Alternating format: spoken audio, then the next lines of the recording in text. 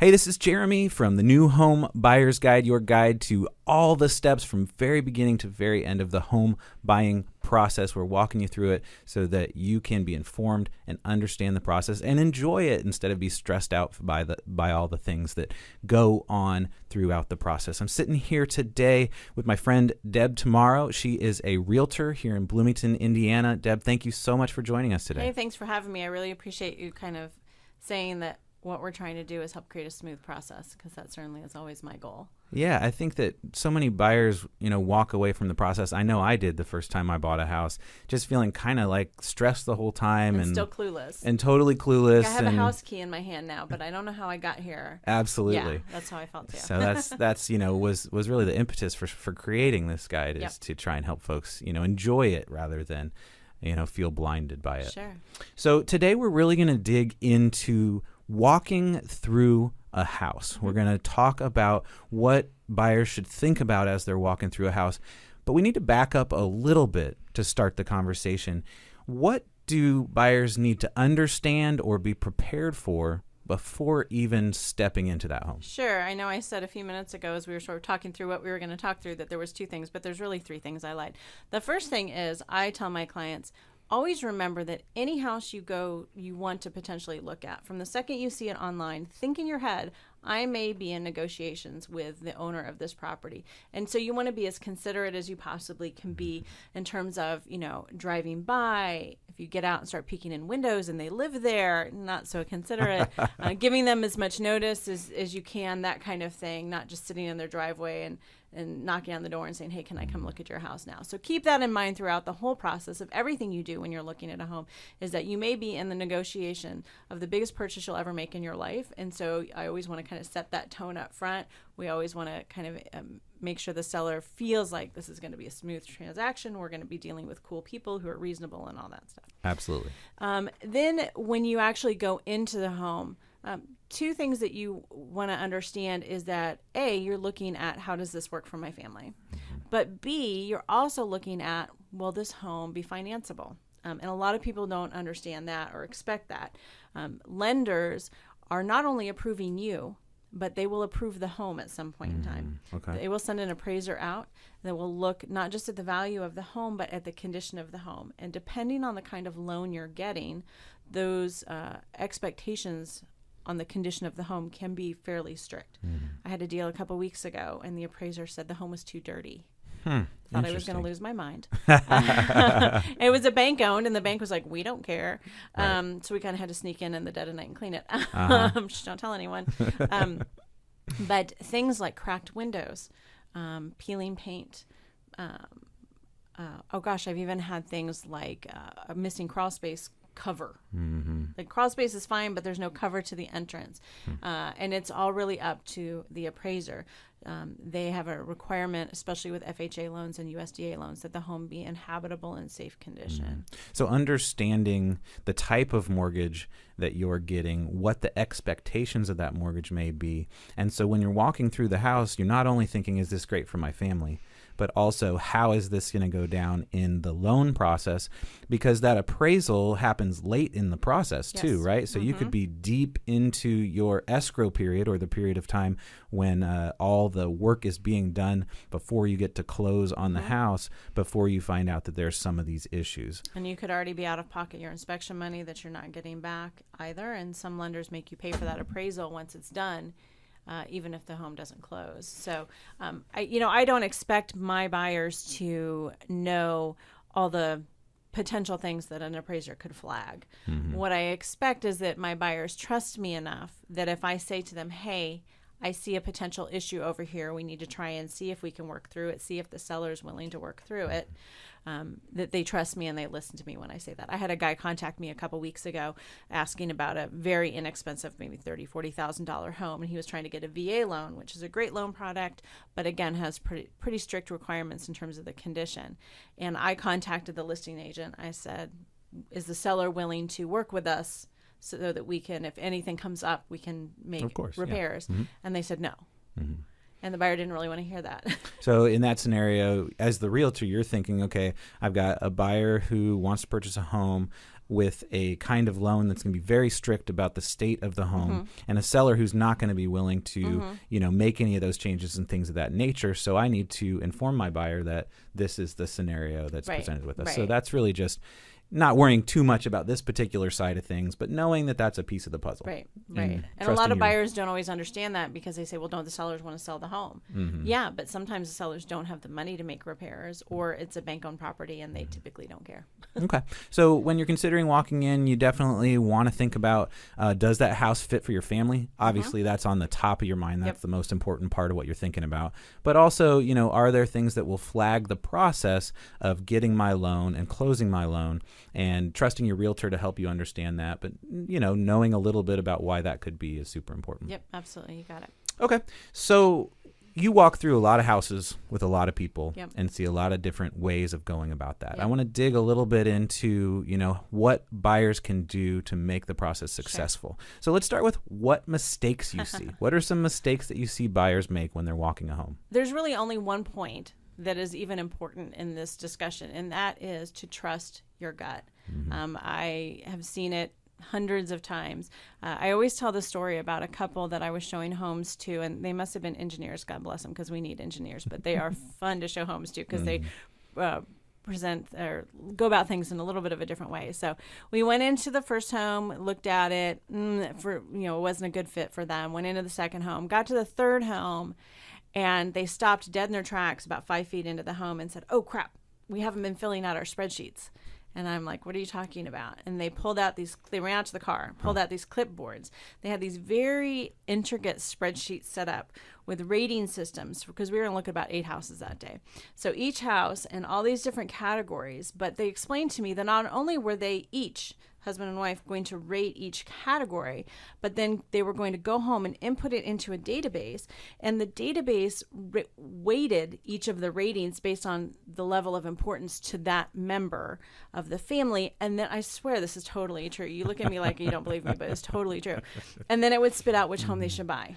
Wow, that sounds amazing. I mean, that is perfect. We should be able to sell that, solves the whole it's problem. Like Match.com for homes. So what's wrong with that? Right. So they had forgotten, because the first home they walked into, they just knew it wasn't the right home. And the second home they walked into, it wasn't the right home. And so they tried to do it on the third home kind of half-heartedly, and then by the fourth home they realized, well, why don't we just trust our guts on this?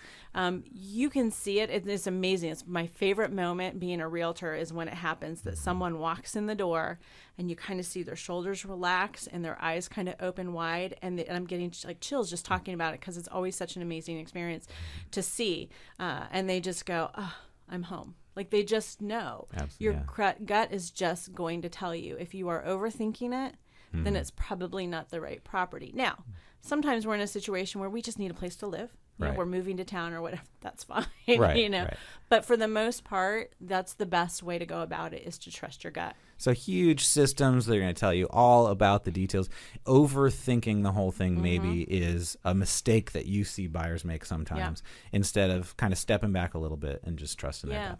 Okay. I will say we've gotten a lot better about the paint colors and stainless steel appliances, thanks to Property Hunters on HGTV, because everybody complains now, like, "Come on, you can change the paint color." Yell at the TV with the people saying, "I cannot live in a home without stainless steel appliances. Buy a new fridge." Is what we're yelling at the TV. So most people have kind of gotten past that. I mean, certainly there's some things like cleanliness that goes a long way towards a good feel for the house. And what you're getting at there with the HGTV stuff is that you kind of, when you're walking through a house, if it's colored pink throughout the whole house, you've got to let that go a little bit. You've got to be able to see through the current state of the walls or the lack of stainless steel kitchen appliances, and be able to vision it just a little bit further down the road when you've put your love, care, and interior design into a space. Yep, absolutely. Okay, so that would be kind of the second mistake, is to look at the pink walls and say, "Oh, this place isn't for me," right? Because you can't see it a little bit down the road, right, after you've put some time and energy into it. Okay, any other mistakes that you see buyers making?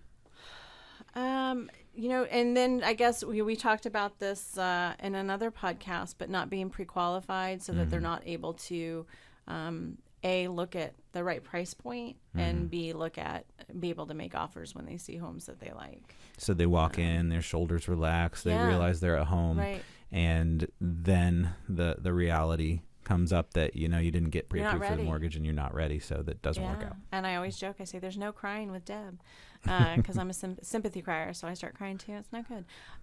So, you need to be ready, and that's a big part of it too. And I think knowing that, having that pre-qualification will help you make the decision to understand, this is the best value I can get at this price point, which is what I can qualify for. Okay. Cool. What are some things that you think buyers should pay attention to as opposed to what they actually do pay attention to? I think a lot of people try to be home inspectors and perhaps don't quite have the knowledge to be home inspectors. So they pay a lot of attention to, they stick their head in the crawl space, but I'm not entirely sure that all of them know exactly what they're looking for. Right. And one of the things I find too is they pay attention to a lot of voices that are not theirs. So as an example, I had a client who was going around, and every time it was a single lady, perfectly capable, very, very intelligent, but for whatever reason felt like she needed to bring friends with her. And the voices from the friends who are totally well-meaning, of course, were really clouding her judgment. And she said, I'm having a really hard time finding a house. I said, you need to start looking by yourself. Yeah. Because the friends are saying things like, well, one of the friends said, well, basement doesn't add value to a home. And I'm like, what? She's like, yeah, I saw that on the HGTV. And I was like, oh, okay, I have to go in the other room now and cry. Or talking about what was important to them. Right. The friend who isn't going to be living in the house that didn't like this kitchen cabinet setup, but the buyer didn't mind it. But now she's thinking, well, should I mind it? Right. So I think that's another thing that people start to listen to is all these other voices out there. And you need to just listen to the voice that is going to be responsible for making the mortgage payment. Okay. That makes total sense, right? Your parents told you to pay attention to certain things. Your friends tell you to pay attention to certain things. In the end, what matters is what feels right to you. Right. Are there things that you see buyers should pay attention to that you don't see them paying attention to enough? Again, the condition issues, that's a big one. They kind of slough things off me like, oh, I don't think that's a big deal. But I think for the most part, they're pretty, they know they need to kind of look at things in pretty good detail. I would say the one thing that I've run into in the past, not typically with my buyers, but for buyers of my listings, is that sometimes they don't take a good look at like the mechanicals. And they're older. So the furnace or the roof are a little bit older, and that's something they didn't pay attention to. And we've had some showstoppers in terms of transactions there because they do the inspection and they go, oh, the furnace is 20 years old. Well, it works. We're not going to replace it because it works. Well, I want to walk away from the deal because I don't want an old furnace or I don't want an old roof. And then that gets really hairy for a lot of reasons you really don't want to go into. But so I think knowing exactly what you're getting into. So had they paid attention to that furnace and that roof when they were walking the house the first time and saying, well, this is a big old tank in the basement. We can tell it's from the 1960s. Yeah. That's something that we want to put in our offer in the first place. Right. And then if the seller doesn't want to negotiate with us on it, we don't have to find that out 2 weeks into the escrow process, having already paid for the inspection and all that kind of stuff. Because you can't really negotiate for a mechanical that works for inspections. Yeah. Inspections are for things that don't work. Okay. And so I've seen deals fall apart and buyers, quite honestly, lose their earnest money because they just don't want a 15-year-old furnace. And earnest money is that the first money you put down when you make the offer could be $1,000, could be $10,000 that you have to follow through with the process, or the seller gets to keep that money even if you pull out of the deal. Right. Okay, cool. Anything else you want to throw out there about walking through houses? I think that pretty much covers it. Like I said, trust your gut. That's really the best advice I have. Cool. Well, Deb, thank you so much for talking with us. If someone wants to find you, how can they do so? Sure. My website is realrealestatetoday.com.